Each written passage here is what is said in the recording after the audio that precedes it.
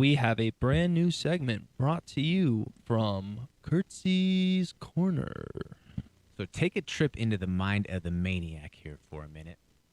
Alexander Volkanovski is not just the #1 pound-for-pound fighter on the planet right now. He is also the featherweight GOAT. I know that you're going to counter that back by saying the body of work of Max Holloway, or going to counter with Jose Aldo. Spare me all of that noise and nonsense. When we're taking a look at each of those and we go head-to-head, Volk has beat all of them. He has 4 collective wins over those two who are considered the consensus greats. He has 3 wins over Max Holloway, and not just wins. This last time, he beat Max's ass for 25 minutes, Josh. I mean, I'm a Max fan, but I am done trying to say that there is anybody above Alexander Volkanovski, especially after the last couple of performances that he's put on. We spoke about it after the fight with Korean Zombie, that the only damage that he took was to his knuckles. It was almost the same situation with Max in that fight. He was chirping at Max the entire time. We've never seen somebody be able to dismantle a true all-time great the way that Max Holloway was. Call it an off night, whatever. Big-time players show up in big-time moments. Alexander Volkanovski, right then and there, when he had his legacy questionably on the line, showed up and showed out. And just to go off what you said, big-time players make big-time plays.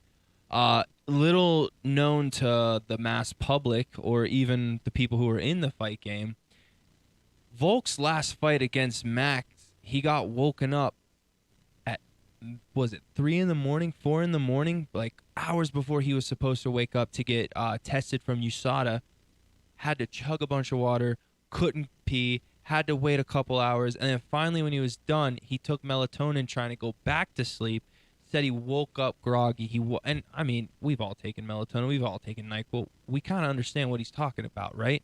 And he still won, quote unquote, because everyone thinks that that one is the most controversial. Which it was. But he even said, even on his off night, everything was slow. He had to force everything.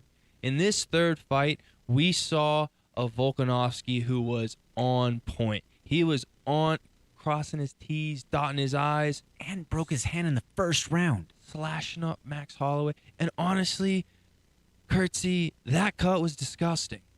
Yeah, I think if it's any referee outside of Mark Goddard, who is a former fighter himself, is a promoter overseas, I think that if it's any referee outside of him, he probably brings the doctor in. Yeah. And the doctor is probably going to stop that fight. And I think also that they knew that. He probably knew that.